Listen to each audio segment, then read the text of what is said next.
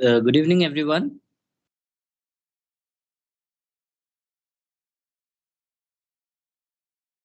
We shall be starting with today's session very shortly. We are waiting for our eminent speaker to join.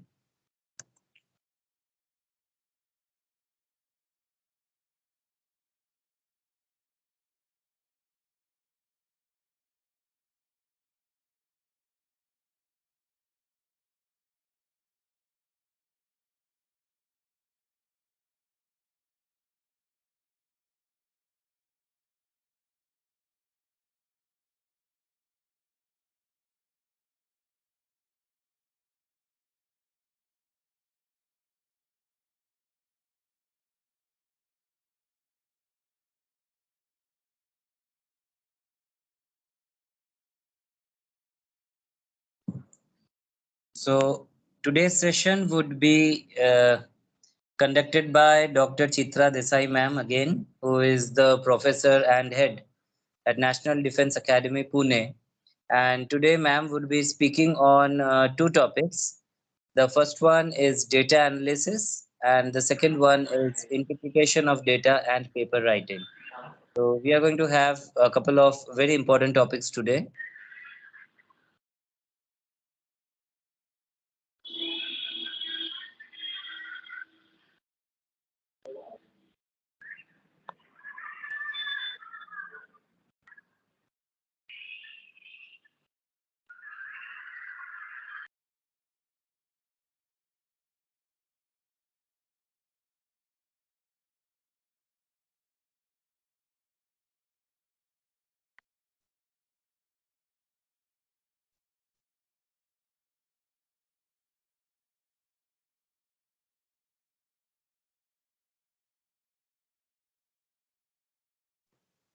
Okay, I hope I'm audible.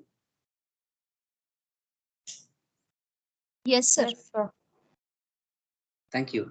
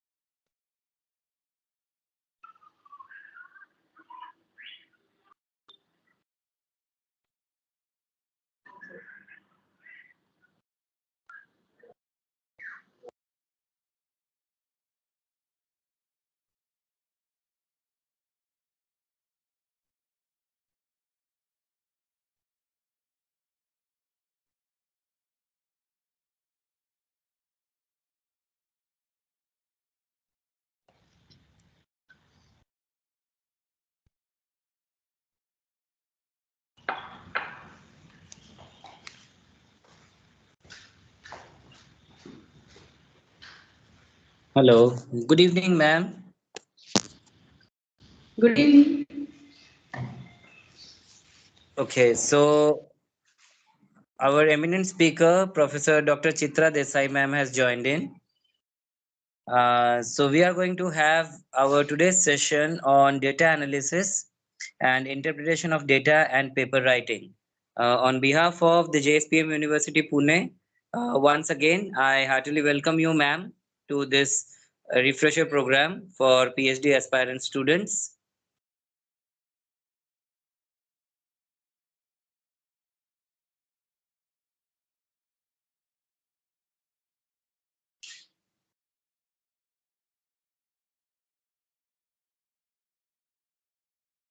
Ma'am, am I audible to you?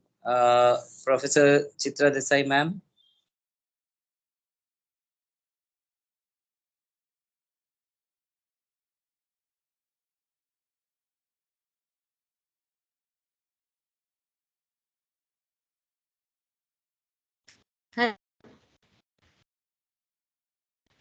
Hello.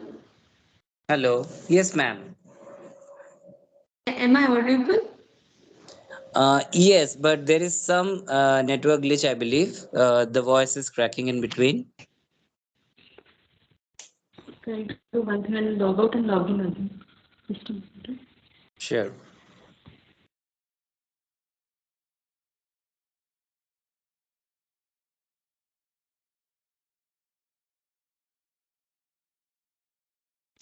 Hello.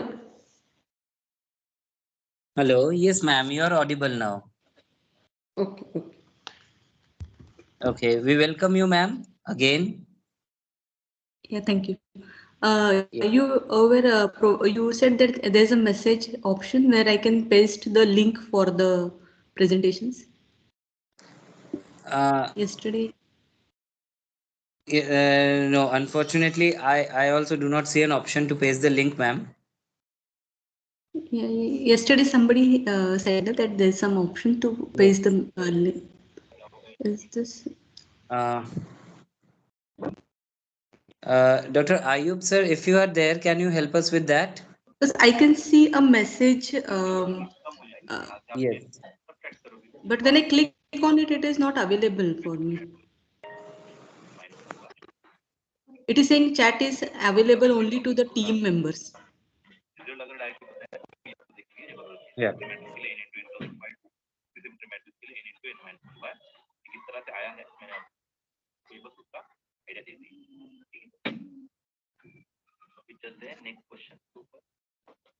Hello.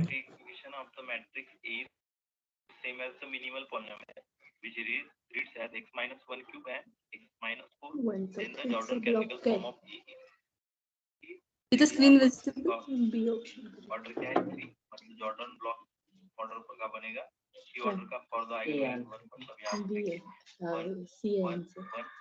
Hello? Hello. Yes, ma'am. Is the screen visible? Yes, the screen is visible. Can you switch off the other participants? Yes.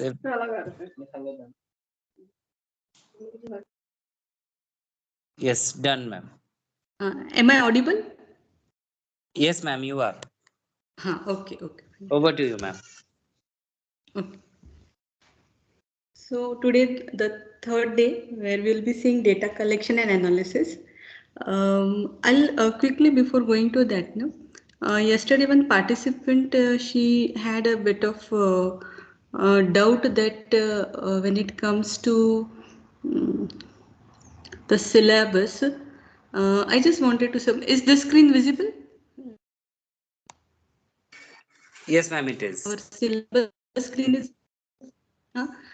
So see, yesterday when we started, like she had a doubt that from the things seems to be too extensive and all those things.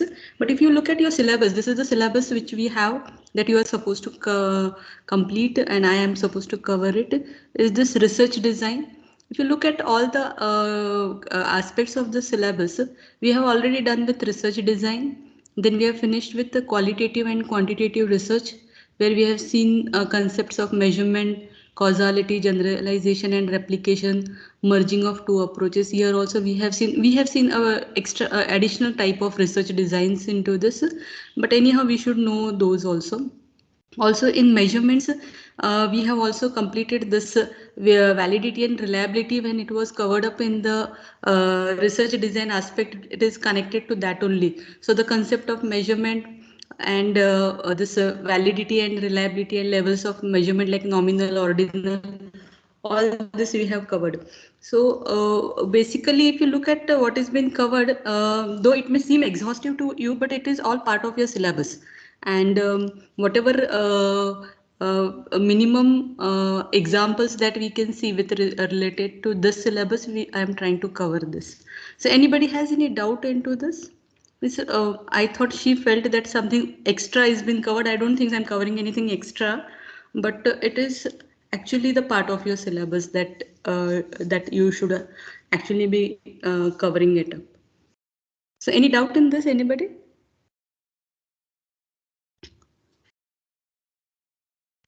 Hello, am I audible? Yes, Hello. ma'am. Okay. Yes, ma'am. Yes, ma'am. Any doubt with the syllabus?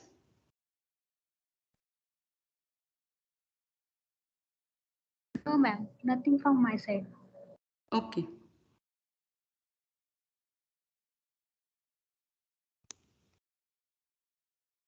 Starting with data collection, there are several ways to collect the data. We have seen again those. I'll be going quickly through this data collection part also, because most of the aspects when we were discussing a lot of examples in the last 2 days, I have tried to cover those in detail with the help of example.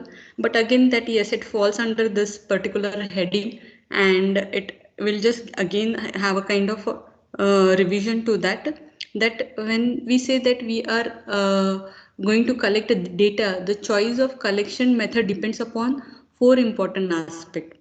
One is your research objective.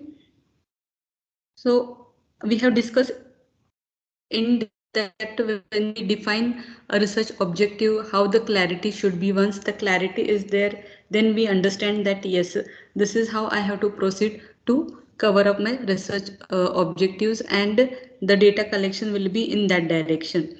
Also, if your research objective or problem statement is clear, you understand from the problem statement itself that what are your variables. Once you know the variables, then you come to know whether you are going to apply a quantitative approach or qualitative approach, or you will proceed for a mixed approach or integration of the two to get conclusions regarding to the problem statement that you have stated in your research objective. Then the nature of research questions, this has to be also very clear, that once your research objective is clear, then what should be the nature of research question also becomes clear to you, because you understand immediately that whether you will be going for quantitative or qualitative approach, then in what format the data has to be captured, and accordingly you capture the data. You look out for the available sources when it comes to data collection. The first and foremost thing that you should do while collecting the data is that often your problem statement belongs to the category where already available resources will be there. Maybe you might have your own objective, create your own data set. You may create your own methodology to generate a new data set, but certain standard data sets might be available. If those are available, first try to get that available resources, because often your objective is not that data collection, but your objective is given a sample data to you, how you will be applying several methods and techniques into it. So maybe that might be your major objective. Sometimes collecting a completely new data set might be your objective, based on which you will be further giving certain frameworks or models. Then for that you will start a collection or data collection through different sources. But if available sources are there, standard sources are there, your objective should be that you first check out for the available standard sources. At least you will be in a position to execute the existing methodologies onto it, and then you can have it as a base for testing your own proposed frameworks or methods or models over there. And while doing data collection, another important aspect that we need to consider is the ethical considerations, because the sources which are going to provide you the data, also this point we discussed with the help of various examples that we have seen. Everywhere in each example we see that if you are going for any sort of data collection, we have to ensure that the ethical considerations are being taken into account.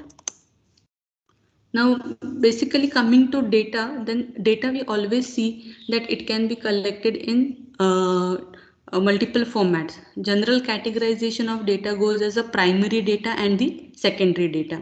So what is called as a primary data? Primary data is data that has been collected first hand by the researcher for addressing the population at hand. So the first hand data, it can come in the form of interviews, it can be through observations, it can be through questionnaires, case studies, focused group discussions, and there are many such examples. These are sample examples which tells us that what is a primary data. So any first hand info or data that is being collected from the researcher, that becomes your primary data. When we talk about data, another thing is that today the type of data has also got a varied formats. Particularly if you are collecting your data in through some computer based systems or your survey forms, which has a facility to collect data into the multiple formats. You will collect data in that format. Like if we see, for example, the students who are doing PhD from computer science, they will see that their data can be in the structured format or it can be an unstructured format. When I say structured format, in structured format, it means that your data is in a form of, say, available in some database, or it is available in a Excel sheet. So we term this as structured data. So even if you are not from computer background, but if you're collecting your data, it can be into the structured format. When we say unstructured format, then for example, data that is dropped in into your inbox, and you want to extract that data and do some certain processing onto it, it can be an example of an unstructured data that you start getting data into your mail and then you want to analyze it. Or again, very simply, it can be explained that in computers usually there are small exercises like given a mail in your inbox, whether it is spam or not spam. So from the content of your mail, it is decided whether your the mail that has dropped into your mail inbox is spam or not spam. So it has to go through the content, and this way of looking at the data and then processing it is called as an unstructured format of the data. So when data comes in, it can be structured, it can be into the unstructured format, it can be in the graph mode. Today we have to consider this graph mode of the data also, because while you go for a data collection in the primary mode, usually you often refer to the sources of data from social media also. So what does this graph mode means? Graph mode means the social networking, the each individual user over becomes a node over there, and this individual nodes are being connected through their friends in your social media. I'll just term it as friend, but you might be connected to many people into the network, and that graph forms on. And once you start collecting data from such interconnections into the system, then you term it as a graph mode. Another kind of data collection from the live streaming that takes place, for example in stock market, if you're collecting that data and then you are doing some processing onto it, then it is a live streaming data, and on that you are doing certain processing. It can be something like a streaming video, it can be a music that is being streamed, and then you are doing certain analysis onto it.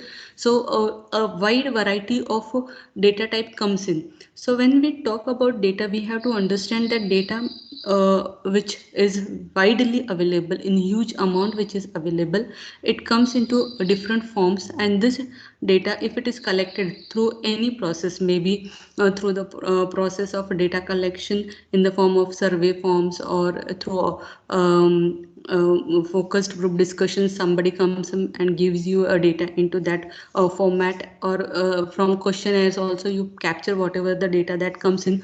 All this data needs to be understood very properly in the terms of the format, and that is further going to decide that how the things are going to get processed. Or otherwise also, you know that what are the limitations of the processing that you have at your end, then you decide that what should be the format of the data collection I have. Because you may have very good idea of collecting data in this and that format, but later on when it comes to processing, it might not be a difficult, it should not be a difficult task for you. When we talk about secondary data, it is the data that has been already collected and readily available from other sources. For example, you may refer to the articles which is published in the form of research papers. You may take certain data from various diaries that have been maintained. You have census data, web info, letters. So a wide variety of secondary data can be made available depending upon your domain. Also, there can be different resources which act as a secondary data. So you have to collect as far as possible that data, and then while you maintain the records of your data collection, you have to very finely categorize it as primary and secondary data. Why you have gone for the secondary data, what was your objective to devise techniques for collecting the primary data, all that has to be very clearly mentioned into your report that has been generated. So when we talk about secondary data, primary data, so we have discussed a lot with various examples previously also. But a small note on secondary data. It involves using existing data collected by researchers or organizations for different purpose. And this can be in the form of surveys which have been already conducted by some other third parties. It can be the government database. It can be published studies, archives. All these sources, they can form a secondary data.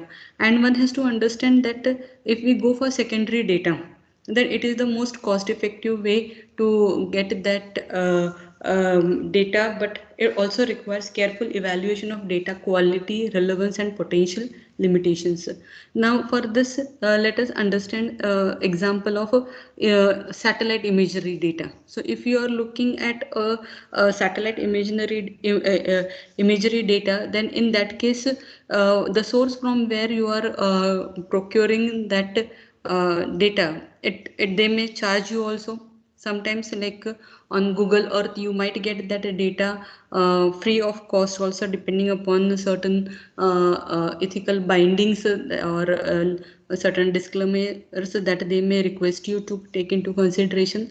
And when that data is been captured, how you are going to process your data, for that you have to take into consideration that what is the quality of that satellite imagery data that you have got. Maybe you got it free of cost, but whether the quality is that you actually want to process it in that way, is it relevant? Just because you got it free of cost and you say that you'll start processing onto it, but you are getting results which are not actually marking any research component into it, then probably you may find a lot of limitations into the data that you are processing. So there might be various aspects while we go for collecting the secondary data, and you have to do a careful evaluation of all those aspects. It is important to note that researchers often use multiple data collection methods in a study.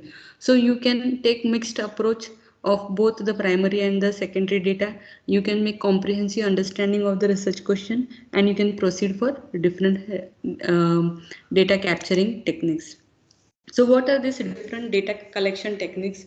Surveys, interviews, observations, case studies, experiments, document analysis, and ethnography. These are some of the examples of data collection techniques.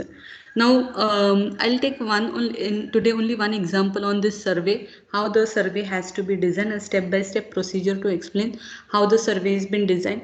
But yes, in the similar fashion, we can go for designing the questionnaire for the interviews. When we look at the techniques for like observation, in observation techniques we have to understand that usually we think about observations about the participants and non-participants.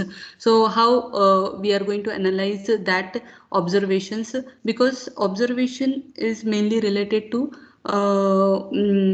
certain, like if I am a researcher and if I am focusing my research by for a data collection using a technique called observation, that means I myself is using my sensory organs to understand and observe the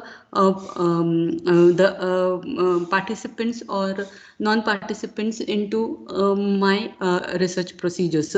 So when I am doing observation, as yesterday also we discussed that my biases might get included into that. So I have to be very clear into doing the observation and then noting the results. So as far as possible, one should have an approach which will take into account all these aspects and then collect the data. Case studies are usually helpful when you are taking up a problem statement to which available case studies contribute a lot.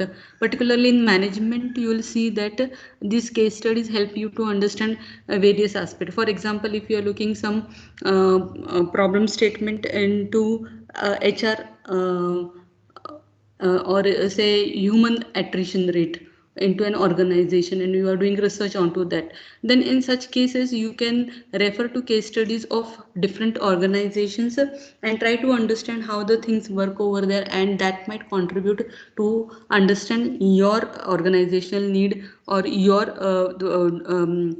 the your organizational lead, I mean here that you are doing research onto some of the organizational data. So on that, how it is complying to that. Then experiments, lab based whatever research is there, then how you perform data collection for lab based experiments. You have your complete experimental setup, what are the constraints, what are the settings, everything we have, like those people who are from say physics, chemistry, they understand that all the entire setup of the laboratory has to be first defined, and then based on that setup then you start data collection. If you make even little change into the setup, then again a new set of reading with a new setup starts in. So again you see that data collection starts varying from setup to setup of the experiments, and you have to take a proper cognizance of all those setups of experiments and accordingly classify the data that you have collected through experiments. Document analysis also we have discussed yesterday, and we have several documents. You analyze those documents and try to capture the data from those documents. The last one is the ethnography. Ethnography, yesterday also I think we had come across this word, what is ethnography. So ethnography involves immersing oneself in a social or cultural group over an extended period. So if you look at the involvement of an individual or a researcher who wants to do research on a particular aspect, in that case he will try to get or become a part of that particular social or cultural group. He may stay for a longer period with that group to understand how the things are in that particular group or in that particular society. So here researchers observe, participate, engage with participant to gain deep insight into their experiences and perspectives. So ethnography emphasizes understanding social and cultural phenomenon with their context, but requires significant time and involvement. So here in most of the movies also you must have seen that people who go for understanding some or doing research onto a particular remote group or a community, and they want to understand their lifestyle and then understand how they might be actually contributing to the societal benefit and all this aspect. If they are into the study of that, it is not that they'll just go observe for a day and come, but they have to spend their days because they have to observe the lot many things from their day-to-day activities to various engagements, and then come to certain conclusions, which also might be very limited, because experiencing that with a limited involvement may not be helpful. So often dedicated researchers, they spend their lifetime into it and understand how the things work into it. So this is also one source of data collection technique. Depending upon the type of your research problem, you can decide that which data collection technique you are going to apply. Now, as I said that we will in detail see one technique, that is out of surveys, interviews, observation. If we say that, okay, if I have to design my own survey, then what are the steps involved in designing the survey, that we'll see, so that it will help us to understand that yes, when I see the word survey or when I see the word interview or observation, it is not just that I plainly say it involves a lot of effort. So tomorrow when you stand in front of an interviewer and you explain that in my research I am going to conduct a survey, how many survey, you will say okay, I will conduct roughly 2 or 3 surveys or 5 surveys like this. Then each survey that you're going to conduct amounts for a lot of efforts behind that, and it is a completely systematic way, and certain procedures has to be followed only to design your survey. Then later on, then what data comes in and all those things is a later part of it. So let us understand that what we mean by designing a survey. So designing a survey form involves careful planning. Because if I have to design my form, how well I have planned for the content that I am going to capture through my survey form. Then consideration to ensure the questions are effectively collected and desired information is in my hand. So if that is to be done, then we have to follow certain steps for designing a survey. So what are the steps?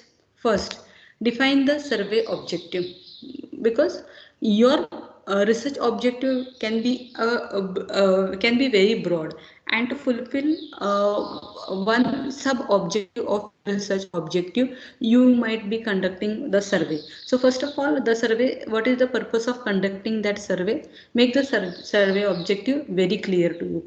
Always, for every question that you are going to add into your survey form, your research objective should be in front of you. Like, I will suggest that when you are creating your survey form, just keep your research objective in front of you in very big letters, and then start writing every question, and then look at the research objective whether it is capturing what exactly I want to capture to fulfill my survey objective. That will be very clear to you. Second, while you are creating your survey form, you have to determine the target audience, because you come to know from the target audience that how should be your form. If your target audience is well literate and can easily make use of online forms and give you input, probably your job is easy. But not always your target audience can be that say technology good enough to give you the output on give you the input from the online mode, or probably you may have to ensure that some help has to be required by that person who is filling the survey form, or it depends upon the segment of the participants or target audience which you are targeting to get your data. So the moment you understand that this is my target audience, your designing of the survey form has to be accordingly, because they have to understand that, and then they have to respond it also.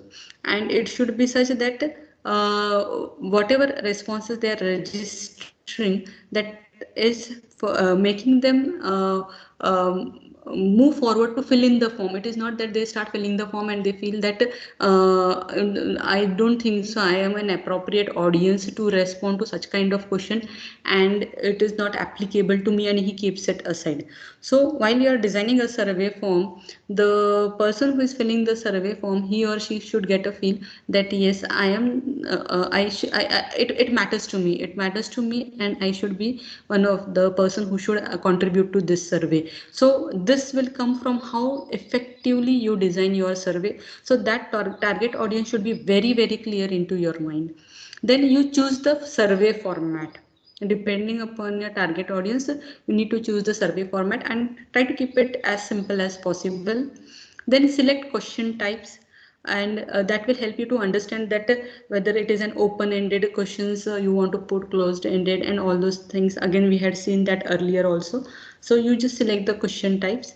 You have to write and have concise and clear questions so that the user is able to understand. So once you create your survey form, you just have multiple reviews of that with through certain experts, and you yourself also go through it, and then you can take some pilot or test survey forms also. So sequence the questions effectively. Sequence the questions effectively means after you plot or plan for question number 1, when you're going to question number 2, you should feel that yes, they are related. I am giving answer to question 1 and question 2 or question 3. That sequence should be such that the person feels that he is moving into a flow. It should not be such that question number 9 has got some relation to question number 1. So you find like it's getting too far to reply to something what you have replied ahead, and then you're coming to question number 9, something in connection to question number 1 over there. So that sequence has to be again understood very properly and redefined if you feel that it is not properly structured, because questions start coming to your mind when you start designing a survey form. You may write it each and every question. Later on, when you look at your questionnaire or survey form and use it, assuming that you have not designed that survey form, and start filling the survey form, you immediately will capture how should be the sequence of those questions, and then try to elaborate and then place the questions at the right place. Then provide response options. The best way to get the data from the user is to provide the response option, because you have certain set of things in your mind, you are looking for certain things to be understood. Then in that case, if you provide the response option, it becomes easy for the surveyor to capture the responses from the respondents. So give them the options wherever it is possible. You have to include skip logic and branching technique also, because if you have you know that certain respondent may have this applicable, but otherwise some may not have it. So if something that is applicable to me, I like question number 1, answer to this question is yes, then go for question number 2, 3, 4. Otherwise directly go to question number 5. So if this skip logic and branching has been provided, then you will not collect unnecessary data into the form, and it will be very clear from the question number 1 yes and no response that where the respondent has to skip to. Once you have taken into account most of the aspects of designing the survey form, you ensure that the test and pilot survey form is being distributed to the respondent. From there, again, you will come to know how you need to revise it, and then finalize and distribute the survey to participants whom you target as the people to respond to your survey. Now, from the source, taken one example of understanding that what we mean by a poor survey question and better survey question. So, from this example, it becomes very easy for us to understand that if I am framing my question, then how should be the question uh, seen upon, how should be the approach to design my question, and how the options has to be provided so that the user can respond to it. So in the suppose one question is like, how religious are you? Okay. Now, how religious are you in this? You'll say that it is vague and not sure what being asked. Because if I am a respondent and somebody is asking me, how religious are you? Then for me, it is a big challenge to answer that what might be the answer expected over here and how I should respond. Instead of this, if you put a question like this, how would you rate your level of spirituality? Not at all, somewhat spiritual, very spiritual on a scale of 0 to 4. If you are trying to capture the response onto this, then you will come to know that yes, as a respondent, it is very easy for me to respond to one of the options into this. So this is called that yes, here I am removing the vagueness. Whatever will be captured, just think that you are trying to capture only 100 responses, so then what will be the 100 replies to this, and then further you have to do analysis onto the information that has been captured. But something that has been captured in this format, you will find uniform answers only in the range of 0 to 4, and it will be easy for you to comment on that. Yes, on a sample of 100, now if I am commenting onto the level of spirituality of that sample, then I have concluded that yes, by simple mean I come to conclusion that it is 3 or 2, whatever this response that have been captured. Another example is, what do you think about smoking on campus? Again, it is a vague question. There can be too many possible answers to it. Better, it can be framed at, do you believe that all buildings on campus should be designated as smoke free? Yes, no. Because here what is to be written, again it can be a lot of descriptive responses that may drop in, but here it is very clear. And when you try to convert this data into the form of numerical numbers to be processed by, say example, a computer, immediately yes means 1 means yes, and no means 0, and data ready for processing. Things become very easy for you. And also the information that is captured, that how many of them believe, because your objective will be that say 90% of the people believe that it should be a smoke free campus. That becomes very easy for you to evaluate from this data. If it is captured into this format, it will be very difficult for you to reply to or to evaluate the responses that have been captured across this question. Then, how important is spirituality in your life? Now, when you frame this kind of question and you provide options like this, not at all, somewhat, very much so. So, in this kind of question, how important is spirituality in your life? In this, you are trying to lead your own perspective into it, and then this kind of question framing is generally called that you're leading the question or the respondent to what you want to actually conquer or suggest, that spirituality is important. Because for the respondent, spirituality may not be important, but your questions are framed in such a way that you are imposing or leading him that spirituality is important. Then what role does spirituality play in your life? If you put that way, then not important, somewhat important, or very important. So this responses may help you to understand that how you have to capture the unbiased way of responses into this. Just a second.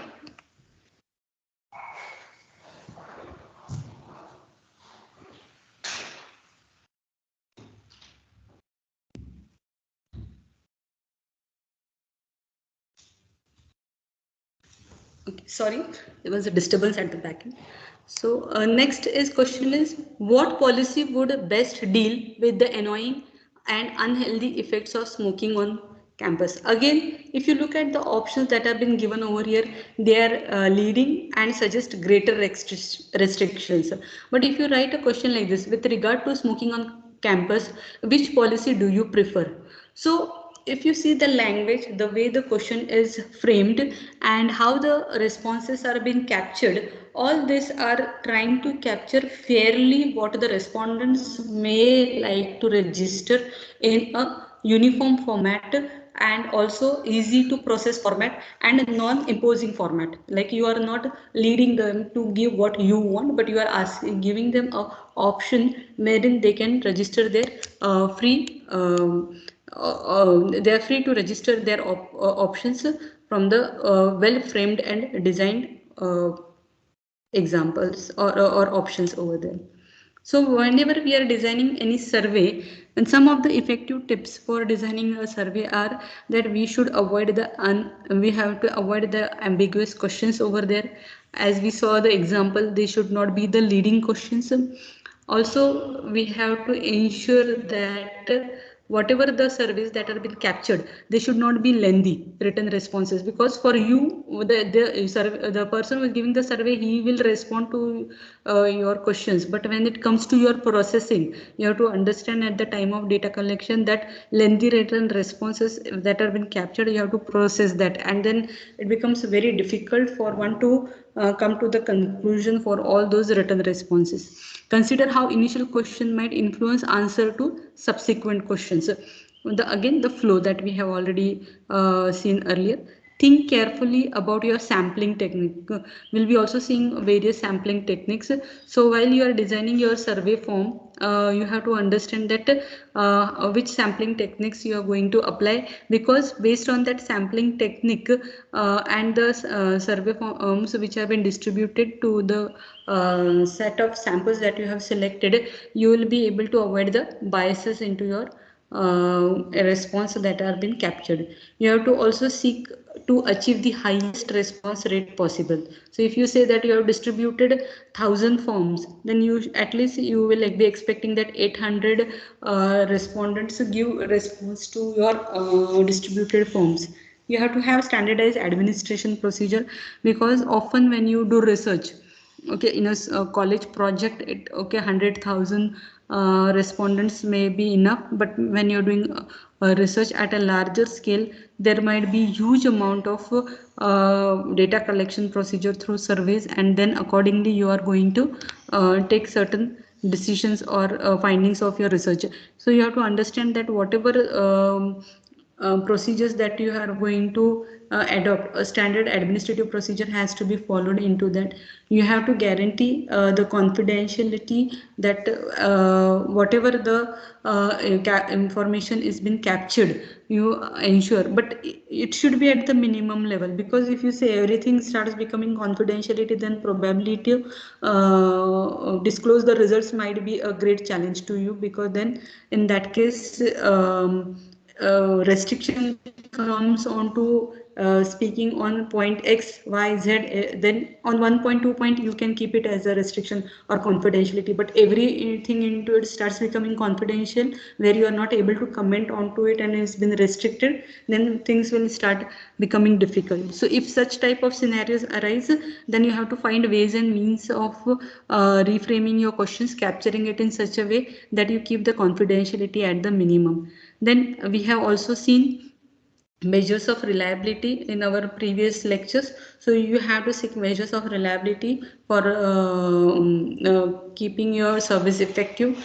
We have to assess the validity. We have also seen validity, content validity, and all those things. So that also has to be applied to your service to make it more effective. Now, because we are talking about data collection, often there are certain issues with the data quality. So when we are collecting the data through whatever the data collection procedure, you have to understand that you are avoiding duplicity, because if you have redundancy into the data, you will see that your descriptive measures are going to not provide a clear picture to you. Descriptive measures means that you are say you are doing simple mean median or computing the standard deviation, and if a lot of duplicate data is there, so if I have a sample of 100 and in that 20 are a duplicate data, then actually a picture of the sample or the thing that I want to project with the help of some data is not clear. So the moment you have some data that has been collected, then you have to check that whether there are any duplicity in the data. For example, in case of survey only, one respondent fills, suppose you have collected 100 survey forms and one respondent has only filled 10 forms. He tried once, second time also he felt that okay, let me just play with this form around and let me fill 10 times, and then without checking for the duplicity you just processed your data. So you will see the biasness of the responses generated by that one single person filling up the form 10 times over there. This mistakes can also happen with the data, so you have to check for the duplicity of the data. This is one example. It can be anywhere. If you are taking data from various resources, the very first thing that you look for is where is your missing data, whether the duplicate data are there into your data. Then only once they are cleaned for this, you will see that your results or whatever the findings that you are going to provide on the basis of that data can be more reliable, or you can comment something very productive out of those findings. Then inconsistency in the data should also be checked for. Like inconsistency, basically if we relate it to say net banking, and that we say that if I have withdrawn 10 rupees, then from my account 10 rupees should be deducted. So when we talk about data may not be into say one single table format that is available. That data can be interconnected and then multiple relational tables can be there at the back end. So change made to the data at one place, whether it is reflected to the other place or not. Now those who are not from computer background, they might found it that where it is going, or otherwise simple example that I can tell you, that suppose you have two columns. One is of your date of birth and another one is of your age. So if your date of birth and age are such that it says that I was born in 1980 and your age says that your age is 20, then there is no match that is seen on the today's date, that the person is saying that I was born in 1980 and he is putting the age 20. So there is no consistency in the data. So when you collect the data, you have to ensure the consistency of the data. Then correctness of the data. Like if I say that what is your salary and I say minus 200, so there is the salary cannot be a negative salary of something like minus 200, and it should not be and it should be checked for that whatever the information that comes in. And if you say you start processing it and you have collected it the form through Google form or some other automated generated forms, and now you say that let me start working onto it. So you have to first check out for the correctness. When you are using computational tools for collecting the data, it is better that you always put constraints on certain fields that will help you to capture correct data also. So lot of the data quality issues, at least in terms of consistency and correctness, can be handled over there. Then timeliness. If you are giving certain forms to be filled, for example, if the instructor wants to get the feedback from the student, the instructor is going to teach only for this term, and she wants to get a feedback from the student that how she should proceed and make the class more effective. In that case, if she is giving at the end of the term, there's no point in collecting that feedback. So timeliness matters over there. Then missing values should be checked for. So if you say that you are looking for some data set from which you are going to do stock prediction, for example, and then there are certain missing values into it, then you will see that it will be displaying you some wrong output. So even if you see that there was a rise in the stock price, but that data went missing, it may display a low value for that stock on the front end through the processing tools that you are using for processing that data. So likewise, that when it comes to data, there are a lot of quality issues, and after data collection, you ensure that you do proper pre-processing onto the data and handle it by ensuring these issues are resolved first of all, and then start working onto the data. So for accurate and appropriate data collection, it is important that whatever the data that has been collected is vital for making informed decisions. Whatever your hypothesis that you have set, it is useful for validating that hypothesis. You are able to identify certain trends from the data that has been captured.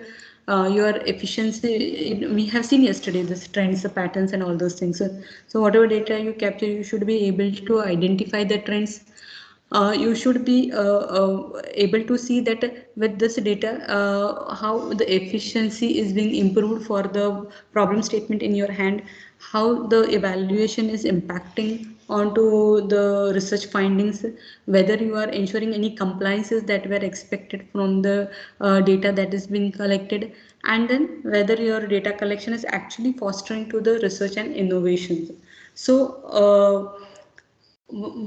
all the steps that you follow, everything that you do for data collection in itself becomes a huge task.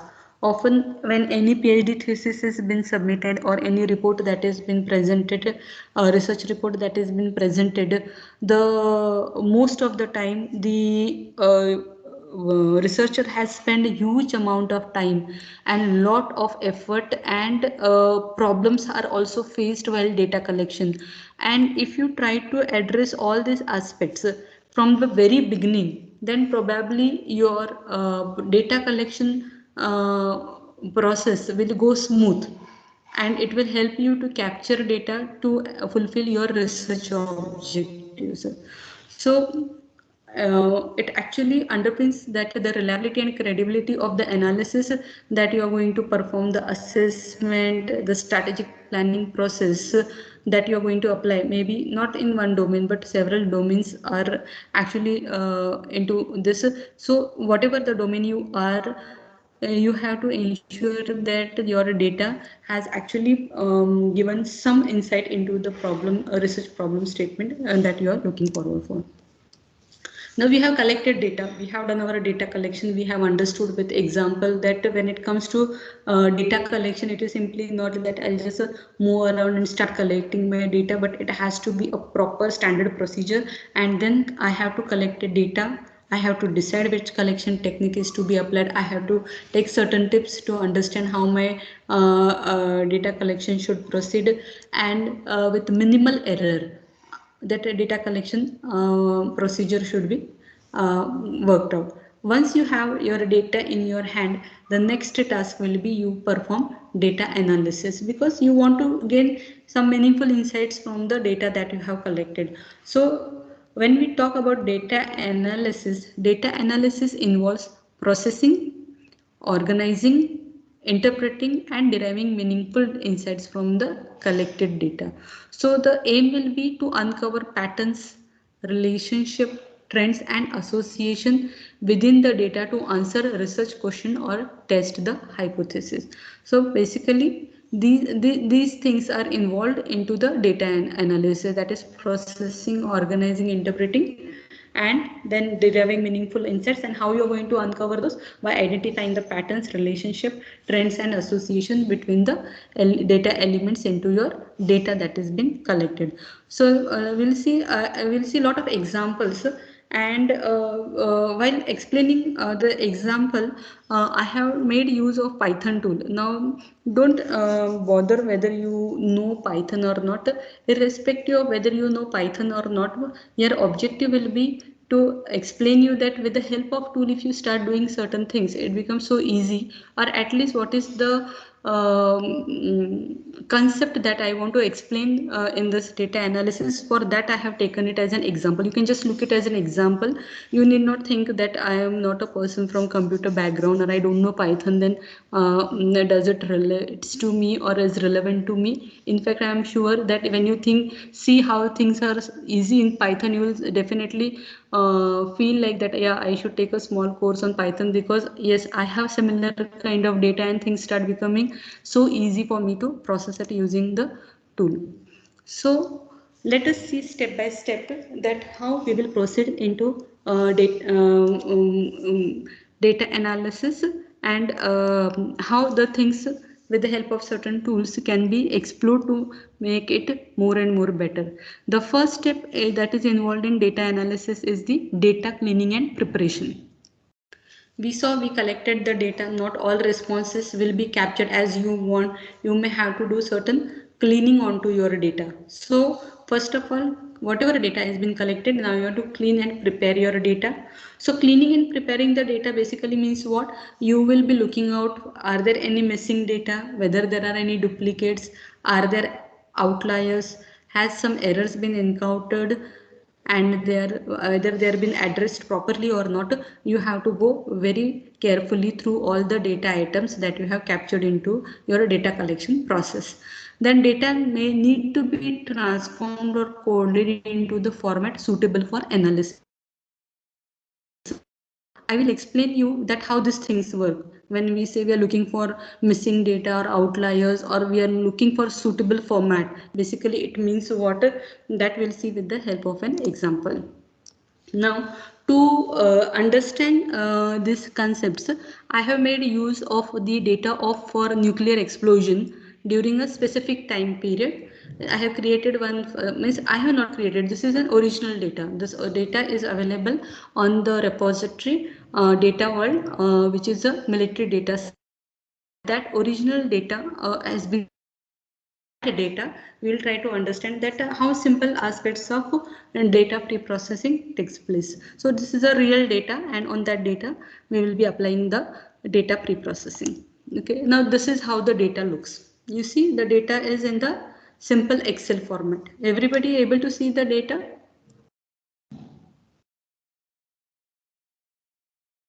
Yes, ma'am. So when you look at this data, you'll see that columns are having heading, and across this heading you can see a huge amount of data. And if you look at the number of records into this, there are 2000 plus entries in this Excel sheet. Like there are 200 plus records into this file.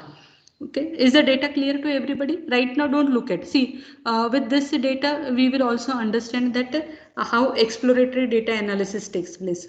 Basically if you remember the explanation related to exploratory data analysis, there it is said to you that you get the data from the source and then you start exploring it. So when you start exploring it, you may have little information about the data, and then you apply your own knowledge to start understanding the problem statement that creeps out of the data that has been provided to you, and you start finding solution to you. Now when you look at this data, even if you don't understand anything out of this data is of least concern to us. This is just a sample data that I have shown over here. We'll see how it works. Now using a tool like Python, now because there are computer students also into this, and even if you are not in computer science student, only these 3 lines on this world will be sufficient enough to capture your file and display it into the Python. Now in Python there is an library which is called as pandas library. So using this pandas library you can simply read a file using the function. Now because my file name is nw.csv, csv is the format of the file. Usually when you capture a large data and huge amount of data which has been captured, it can be captured into a CSV file which can be easily opened into the Excel sheet. And when you store it in the CSV format, the storage, the size of the file, it is it is in small size files are created with huge amount of data and becomes easy for processing. So this file, if you just take in df, here is a name of a variable. I will call it actually in pure terms of computer. If I refer to it, it is an df is an object that belongs to this pandas. Here pandas is the library and pd is the alias to this pandas. So you are just creating this data frame as an object, and across this object you are pulling this file. So once you have your file in front of you, you get all the details of all the attributes that are present into your data set. So it tells you that you have total 2041 entries into your data. There are total 14 columns. What is the data type of each column? What is the total memory usage into it? And all this information in one stroke you have available in front of you. And now you want to check, are there any null values? Yes, I want to check for the missing data. Now there are 2000 entries. Think about, I'm scrolling through the Excel sheet to check and count in each column where is the null entry. If I want to do that, then it becomes very difficult. But simply by writing df where I had captured my data, is there any null values and how many columns are having null values, just tell me that. So to know how many columns are having null values, it is telling me 3 columns are having null values. Then I will tell me then in those 3 columns how many null values in each of the columns are there. Let me know. Again, one line statement. It tells me that MB is one column which is having 1071 null values, depth is having 65 and name is having 3. All others, they don't have any null values. So now when I want to treat my data, or when I want to do pre-processing onto my data, just by these 2-3 lines of code, I have done my job of understanding that where are the missing values in my data. So it is very easy. Like if you have noted this line of code, anywhere you go, just pull in your CSV file and write these 4 lines of code, it is going to give you the same output. Also, if you want to check, are there any duplicate records? See, going through 2000 plus records and then checking for duplicates will be very difficult. But if you simply write df.duplicated.any and check whether there are any duplicates into the data file, you will immediately come to know. In this data set, because there are no duplicates, so it gave that the duplicate count is 0. So we are now at 1. Sure that there are no what are the number of null values into the data set, because that defines my pre-processing procedure further. Then are there any redundant values into my data set? It is saying no, so again that is fine. Then when we talk about data format, if you look at the columns that are there here, if you see the columns, in these columns you will see that here it is date and time. See, the moment you see date and time, then there are many things that are associated with the date and time. And if you want to process the date and time, so if I see that the definition of this date and time is object, that is, it is defined as a string, and then probably a lot of the functions which are from date and time category may not be applicable to it. So when there is a column like date and time available with me, my job will be that a date should be passed as dates when I am going through the entire data set, so the things start becoming easy for me. So here you will see that we have taken care of the data formats to ensure that the pre-processing of the data becomes easy. So again, if we go back to this particular statement, that what we understand by data cleaning and preparation, we are actually looking out for certain missing values, formats, outliers. We will see certain examples later on. So all these things we are trying to capture with the help of some tool, like because we have data tools also as one of the tools for processing the data. So you can look Python as one of the tool for processing the data, and see how the things become so easy for you to do the things in minutes. Like if you look at the things, they are actually very easy. Another key step that is involved in data analysis research is descriptive statistics. That you want the main characteristics of the data captured in a descriptive statistic format, and that is, it is basically telling you the summary of your data. So this descriptive statistics can involve measures such as mean, median, mode, standard deviation. You are trying to understand the range of a particular data column, frequency distribution, or in short, you are trying to capture the central tendency, dispersion, and distribution of the variables.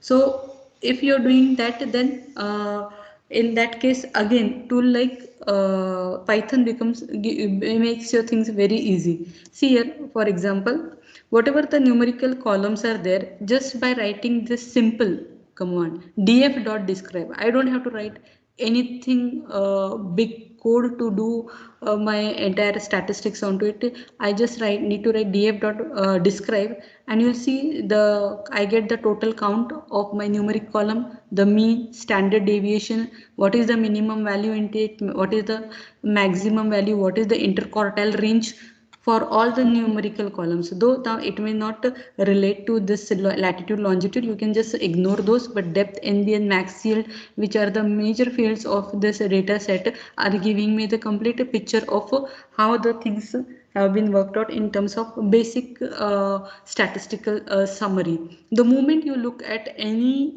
summary in this format, you get a clear picture. Like see here, if you look at this depth, or let us see at this max yield. In max yield, minimum value is 0 and maximum value is 50,000. So immediately you come to know that max yield is holding values in the range of 0 to 50,000. But then when you look at the entire quartile range, then you come to know that what set of values are there in the first 25%, then 50%, and 75%. Then in that case, you immediately come to certain conclusions that how is the distribution of your data across the max yield. So these are quick descriptives, and the moment you look at this data by one single line command in Python, I'm not promoting Python over here, I'm just telling it is one of the tool that you are using, and the picture comes in front of you so beautifully. Even those who are working into computer science, for them I will suggest that you can make a note of it, that there is a library called as pandas profiling. Here this is a very small um, result of the descriptive statistic, but with pandas profiling you will get a complete report of minute details of the statistical insight of each of the variable, including the correlation, everything you want to know statistically about that data, everything. And again, it is simply a 1 or 2 line of code of pandas profiling, and it gives you a complete detailed statistical analysis of your data. Then key steps involved into data analysis and research. The third step that we look is the exploratory data analysis. So exploratory data analysis, we have discussed the exploratory research design also, where we were very clear in stating that this is usually in the pre phase of your research, where you have no much idea about how the things are going to progress, and then you start exploring it to identify various patterns, trends, and relationship. You use various data visualization techniques that help you to gain insight into the data, and then at the end you are in a position, you have a set of questions defined for your data set, and while you keep answering to that questions, you will see that you are at the end able to upon that what should be the hypothesis from all the exploratory data analysis that you have carried out. So this is how the exploratory data analysis works into. We'll see again with the help of the example. Now the same data set I will continue. Now when we do exploratory data analysis, usually we have to frame the hypothesis, and before we frame or generate the hypothesis we need to have a set of questionnaires, and from that questionnaires then we conclude to the hypothesis. So what can be questionnaires? When you look at this data set, first of all the problem statement said that it has got the data of nuclear explosion that was carried out for a specific time period. It is telling me specific time period, but what exactly the time period it is talking about, then I will come to know that what it is trying to give me some information from. So maybe my first question when I look at the data and I want to understand that what is the that my first objective will be to identify from which year to which year the data is available with me.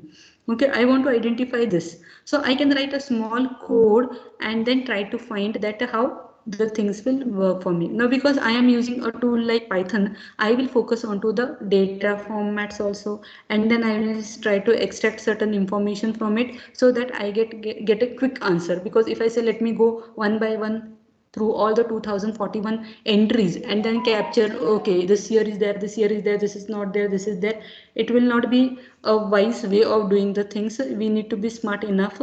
So let us focus now, because we are focusing, our question is focusing, let me identify which year I want to capture the data. So in that case what you will do, simply you are interested in the year component of the entire this date. So your data was available in this format, but your focus is only into this year component you are interested into. So what will be your objective? First of all, extract this year. Okay, so you'll write certain steps to extract the years. Don't get into the steps. And here you will see that it has very nicely given me that my data that is available for the nuclear explosions that were carried out is from the year 1945 to 1998. And very quickly it is also possible for me to go through that. Yes, in 1947 there was no nuclear explosion. Then again like this, if you go and move on, you can just find out where else the nuclear explosions were not carried. So it becomes very easy for us to go through the data and understand that yes, now I am very clear. The initial it was telling me for specific time period, but now I am very clear in stating that the data available for a nuclear explosion is from 1945 to 1998. So this is called as exploratory data analysis. Why we call it exploratory is that the moment you have certain data that you have collected in front of you, you may not have the complete picture or understanding of the data. You start gaining insight into that data by asking but obvious questions that you want or you are expecting that the data should reveal to you. You ask it and you gain output from that data. And because we look always for collecting huge amount of data, we always see that we use certain specific tools to collect the data. Now, whatever the data that was collected, then we very carefully capture the observations. So it is observed that the data is for a period of from 1945 to 1948. It was observed that in 1947, 1950, 1959, 1997, no explosions were carried out. Just think about 2000 plus records, and from that you are bringing out one this small observation which ticked into your mind that if I am doing research onto it, let me just understand the range of the year from which period to which period it is there. Now because you got the year, now you want to understand that year wise what would have been the explosion. What was the explosion in say 1945? How many explosions took place in 1946? You want to get that kind of data, then you can run a simple list kind of group by query and you will get the data.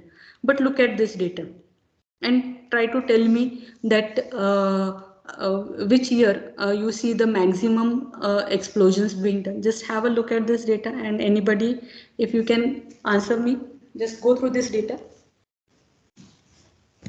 First of all, whether the entire data is available or not, just check. We have data from 1945 to 1998. So here I have not pictured much, but at least whatever is available on the screen, from that which is the maximum one.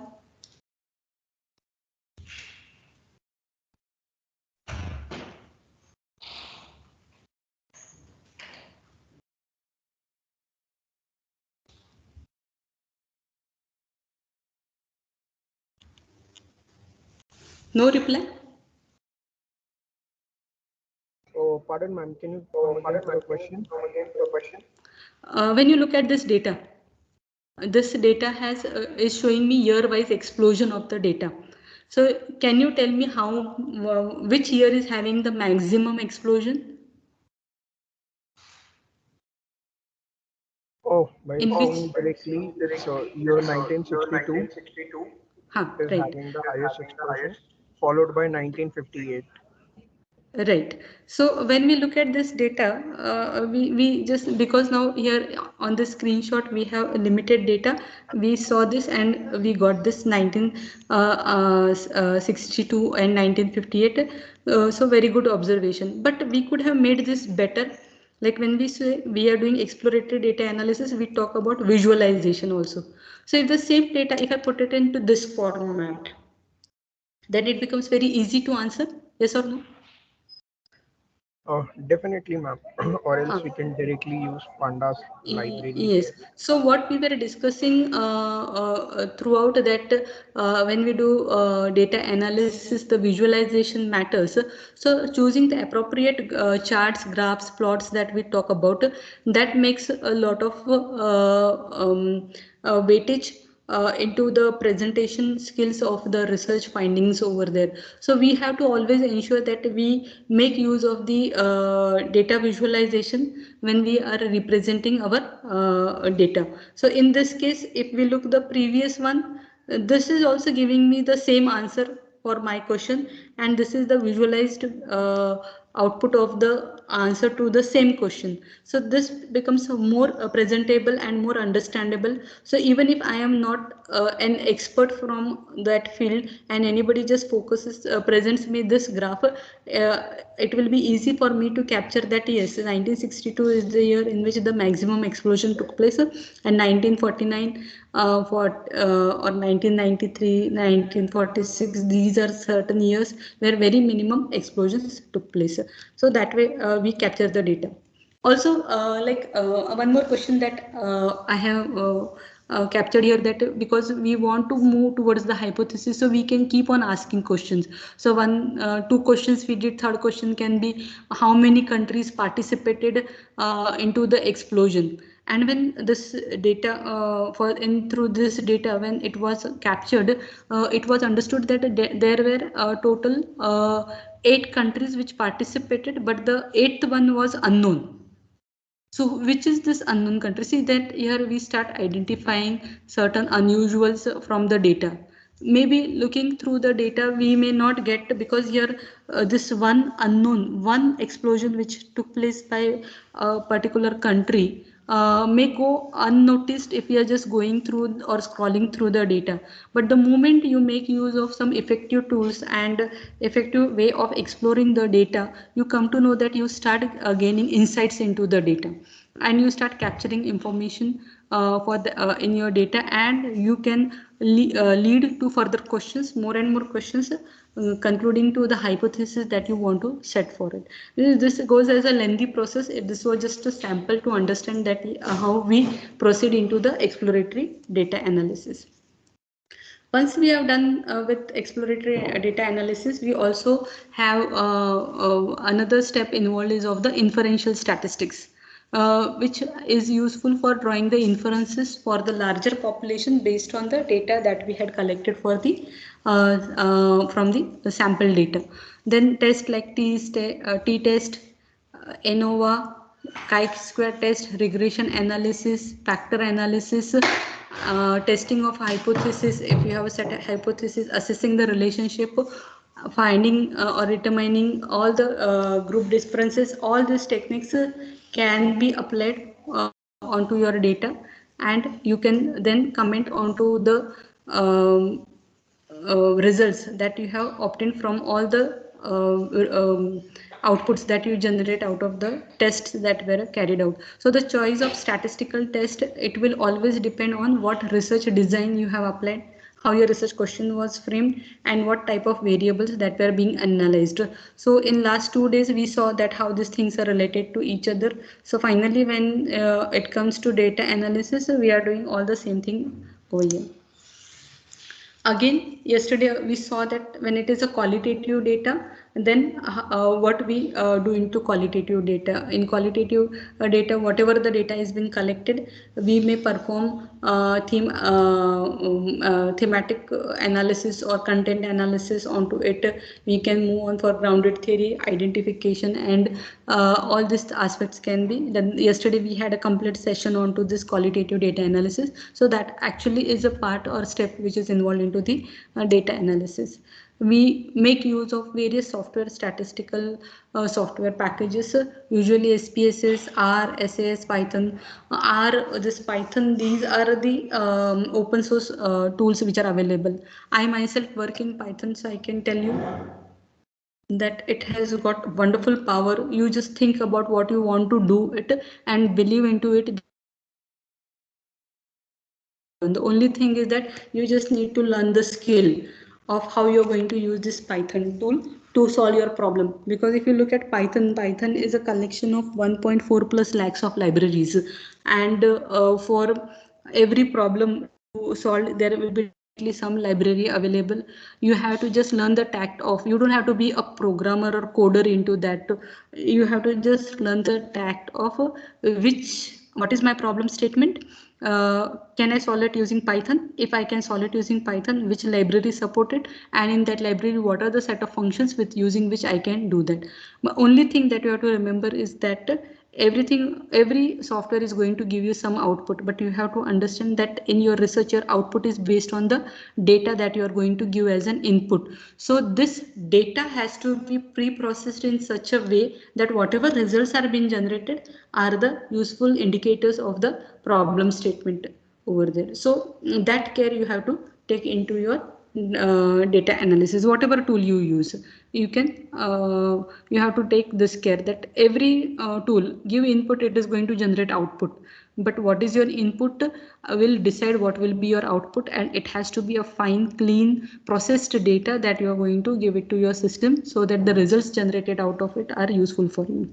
So this tool provides wide range like SPSS, R, Python, and all this. They provide wide range of statistical functions, and in this in Python particularly, NumPys and Pandas are very strong. If you go for doing your data visualization, then libraries like Matplotlib, Seaborn, these are wonderful libraries using which you can do a lot of visualization into it.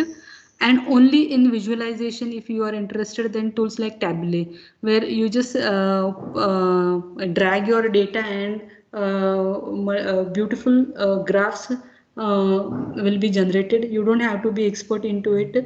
So things start becoming very easy and presentable the moment you start using these statistical softwares.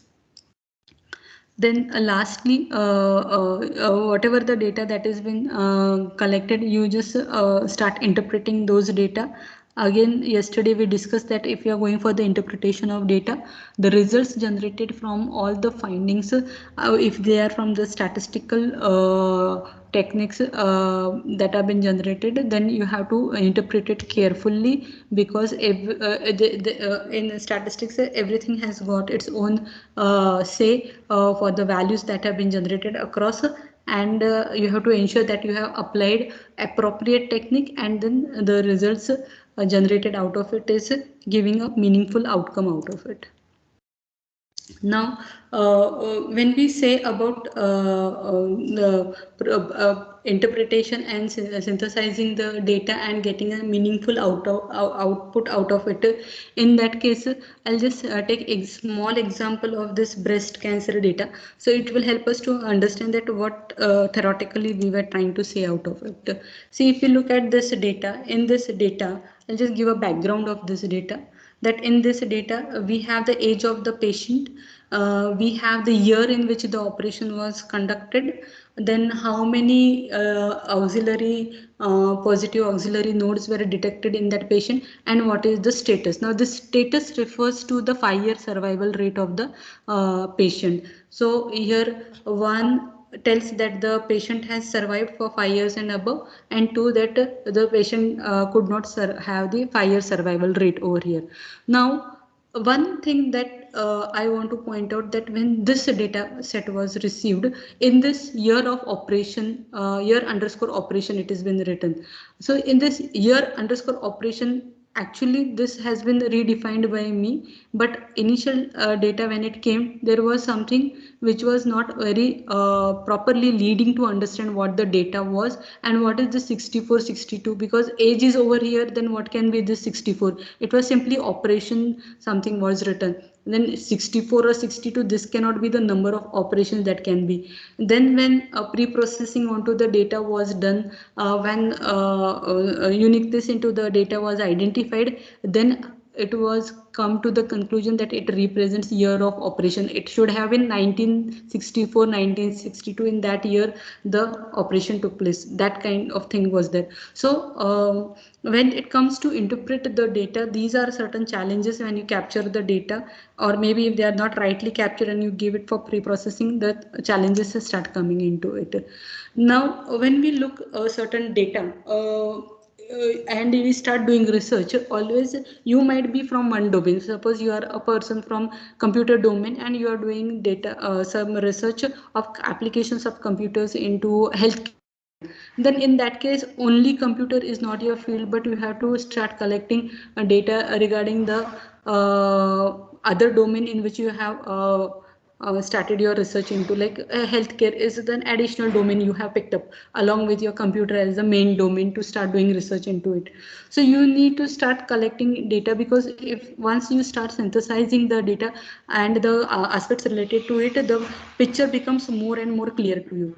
So in this case, when we say breast cancer is a disease in which cells form in the tissues of the breast, so now here you get an idea about what you mean by the positive auxiliary nodes. Not everybody have idea about what this can be, but then yes, you need to start checking out onto certain facts into it. Also when you start looking at the data, now usually when the topic was seen, I'm sure most of you must have thought that is breast cancer, and then it might be related to some problem, healthcare issues in women. Then no, breast cancer, it can be both in men and women. Now you have to broaden your aspects. So you're doing your exploratory data analysis, plus now you're going to your research problem, and you have data and you are synthesizing that data to understand or get a larger picture of the population. Then you start understanding that it can be both in men and women. Then how much it is affecting today, what is the status of it, then you will see that if you check out certain resources, some standard resources, and which states that it affects 1 in 8 women during their lives.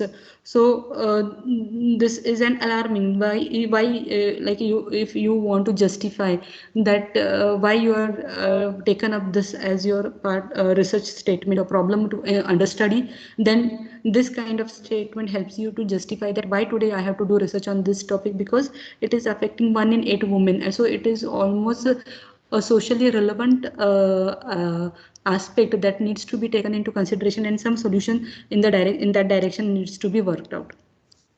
And then when you come across the data that is being made available to you, you start doing some data visualizations onto it. The moment you start doing data visualization, you come to capture certain important insights. Like on this x-axis, if there is an age, and y-axis you have number of patients, then you come to know that people in the age group, women in the age group of 52, 54, 50, these age groups are the indicators which tells that yes, breast cancer is usually into this particular age group that has been observed.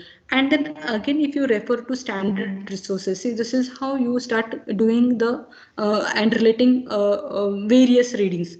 What you are processing over here has nothing to be related. This is something very different references which has been captured from one of the article which states that the average age of menopause onset in United States is 51 years old according to the National Institute of Aging. That means is the age of menopause more prone in women where it can lead to breast cancer? Your finding, your associativity of the reading from one domain to the findings that you have captured into your. So see, things are related. You don't know where you can find the links to interpret your data.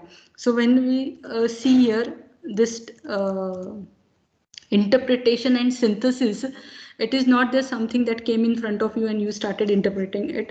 It is that you have to relate the study of other researchers, other which may not be very much directly related. So when you take your notes while you are reading the articles, you have, the moment certain sentences, certain observations while reading that comes to your notice, you write it so carefully into your notes that when your results are generated, you go through all those writings that you have created and try to relate it, that whether it maps to it, and probably you may come to certain very important link between the data that you have processed and the literature or the theoretical mentions that you have come across, or you can at least supplement your findings to the statements made by the other people, which can be a remarkable showcase into your research paper.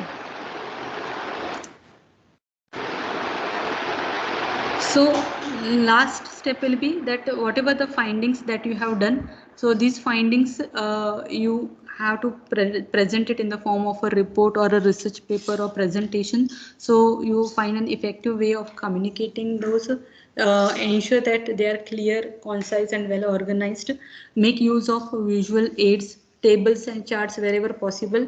Try to enhance your findings so that others are able to understand it with the help of this visual effects or visual aids, tables and charts. So it is important to note that data analytic techniques vary depending upon research design, as we saw, data type, that whether your data is quantitative or qualitative, what research question you have framed, and what are the available resources. So all these things matter when you do your data analysis, and the researcher should also ensure that they have strong understanding of the chosen data analysis technique, why you are choosing that data analysis technique, why you are applying, why it is meaningful for you to gain insight from the collected data. This you have to work it out. You have to take guidance from the people who are working in that field, and then you reach to the conclusion for applying a particular data analysis technique. So with this we finish the topic on data collection and data analysis, and hope a tool like Python has helped to understand that things become so easy when we actually start pre-processing that data. So I would like to take up certain questions if you have regarding this. Thank you, ma'am, for the wonderful session. Any questions from the participants?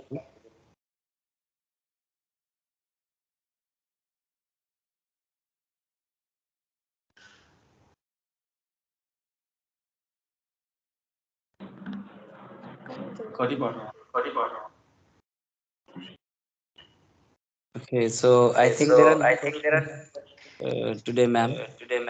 Okay. So with your kind permission, shall we end this session for today?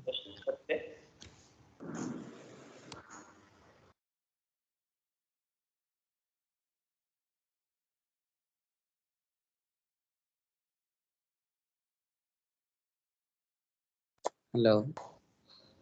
Yes. Am I audible, ma'am? Yes. Yes, ma'am. I think there are no questions today Okay. from the participants. So, Okay. So with your kind permission, can we end this session for today? We'll end the session for today. Okay. Okay. So thank you, everyone. Thank Tomorrow, you, Dr. if Chitra required, Desai. I will extend it tomorrow. Okay. Hello, sir. Yes. Hello. Sir, it's a question for you. Sir, you are going to share this recording. So when you are going to share this link, sir? Yes, we are going to share the links soon, perhaps in a day or two. We are in communication with the technical team, so we'll just see if it can be sent by within a day or two. Okay, okay. Thank you, sir. Thank you. Chitra ma'am, thank you so much for this lecture. It was very good lecture. I hope our aspirants will get a lot of benefit for this Thank you. RPET examination, ma'am. And we are really happy to have you on this platform. Thank you Thanks. so much, ma'am. Thank you so much. Tomorrow we'll continue with sampling and then hypothesis testing. Tomorrow's will be a bit technical. I will suggest the participants if they can keep your notebook and pen with them and you are interested because without statistics there is nothing in the research. You have to get into statistics. So tomorrow's session might be a bit exhaustive, a kind of statistical, but if you are really interested in brushing up your knowledge on that, it will be definitely very useful with the help of tools and how the things have become simple today.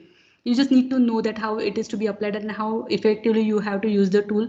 The things will be very interesting and usable for us. So that will help a lot of you in you, because let it be your research from social science or let it be it from computers or mathematics, statistics is everywhere.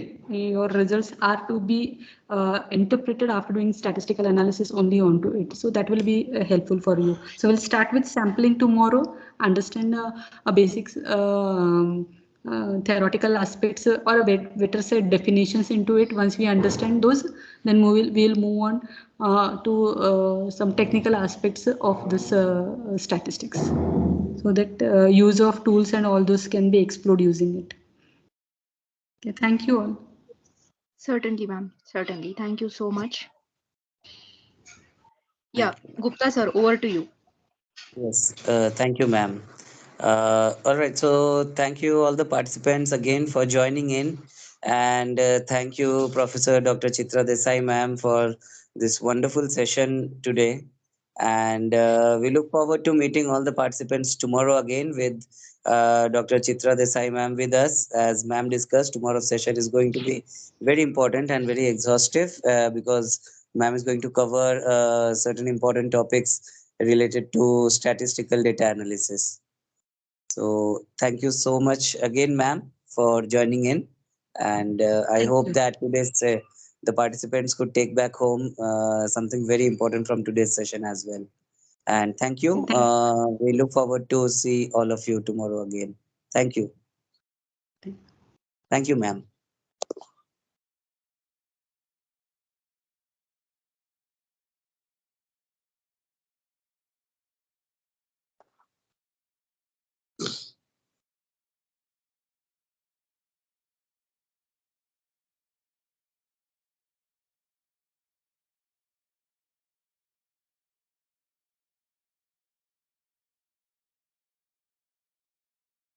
Hello, Gupta sir.